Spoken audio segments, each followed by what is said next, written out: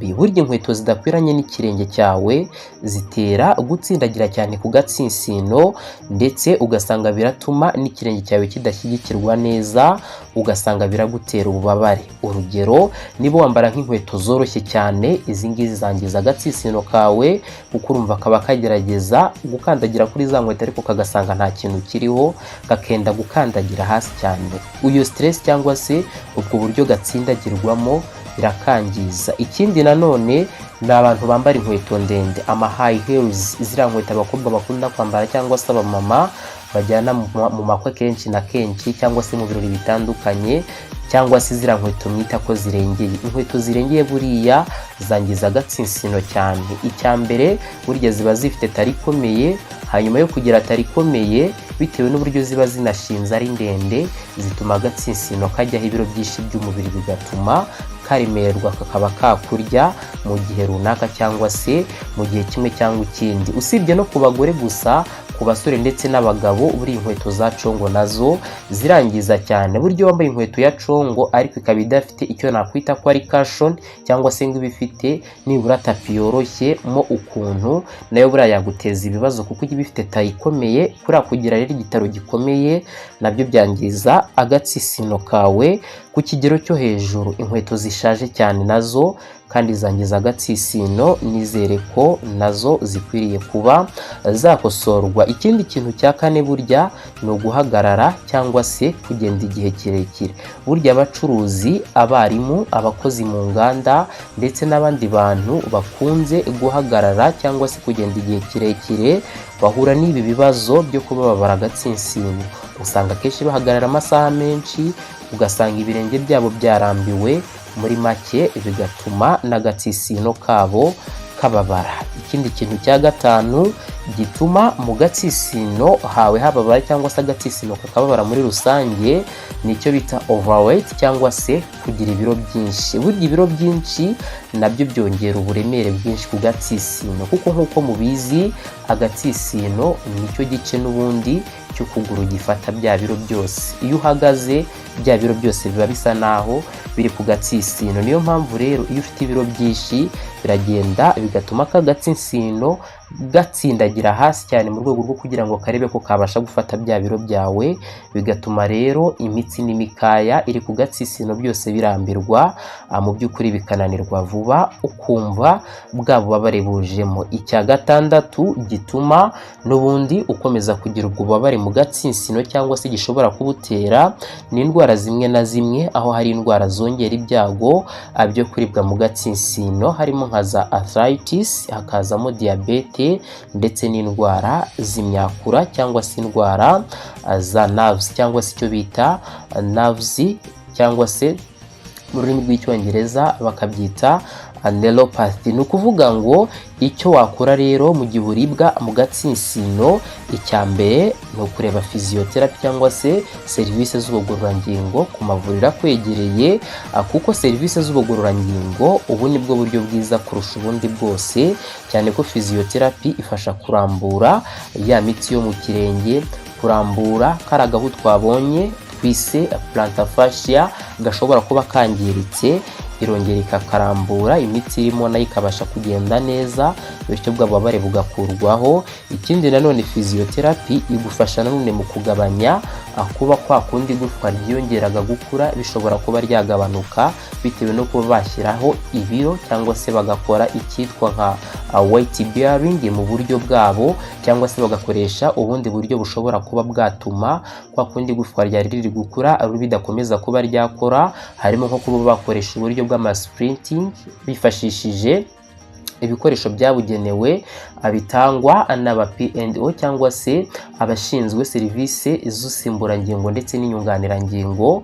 Mu by'ukuri hari ibikoresho usanga bashobora kuba bakwambika rya gufwa ntirikomeze gukura kuri cya kigero ryari ririho, cyangwa se bakaba bakwitabaza na docteur mu gihe nyine bikenewe yuko wabagwa kugira ngo kagatsinsino kawe rya gufwa ryabaye nk'iryongera gukura kabashe kuba kakurwaho, bityo ubashe kujya uhagarara neza kandi igufwa ryawe ritakurya. Ikindi nanone physiotherapy igufasha ni ukongera imbaraga z'ikirenge ndetse n'umugongo wo hasi bigakomera, bityo bikakurinda bwa bubabare. Icya kabiri ugomba gukora burya n'imyitozo yoroshye.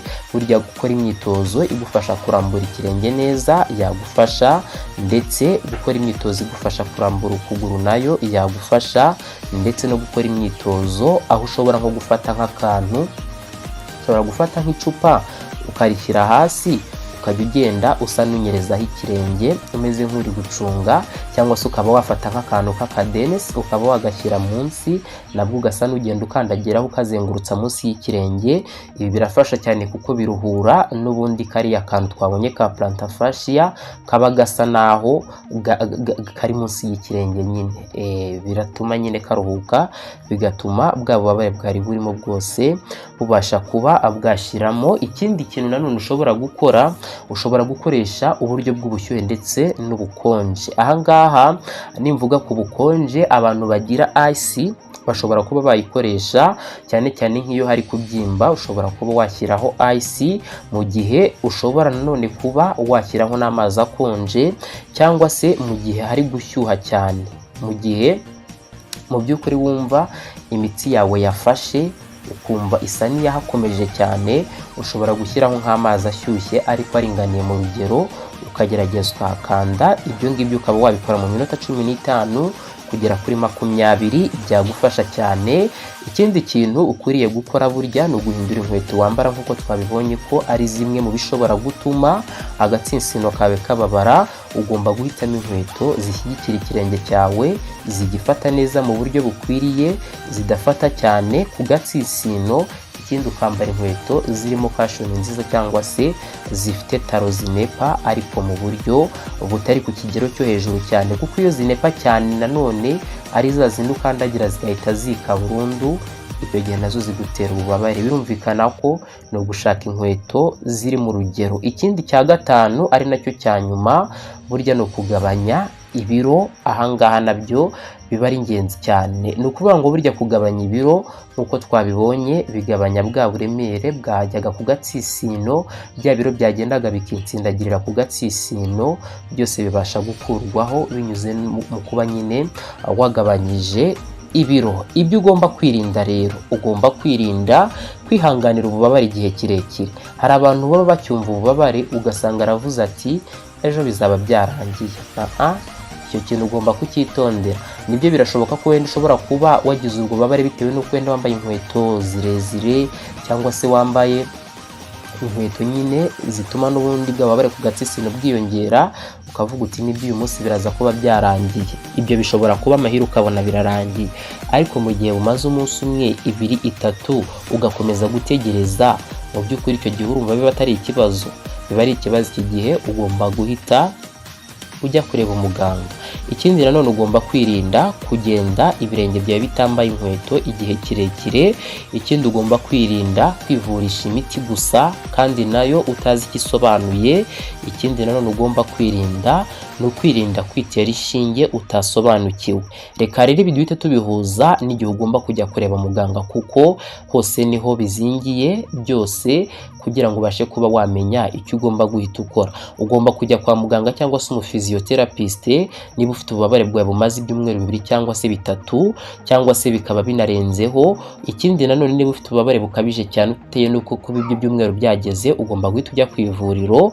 Niba ufite kandi ububabare butuma utagenda neza, ugomba guhita ujya ku ivuriro. Niba kandi ufite ububabare bufite kubyimba gukabije, ibyo nabyo bigomba guhita bituma ujya kwa muganga bakagufasha. Bavandimwe rero nsoza, reka mbabwire ko kuribwa mu gatsitsino atari ibintu byo kwirengagiza, wumve ko ari ibintu bisanzwe, kuko bishobora kukugiraho izindi ngaruka zikomeye, zirimo no kuba byakubuza kugenda mu gihe ububabare bukomeje kwiyongera, uburwayi bwawe bukamara kurenga urugero.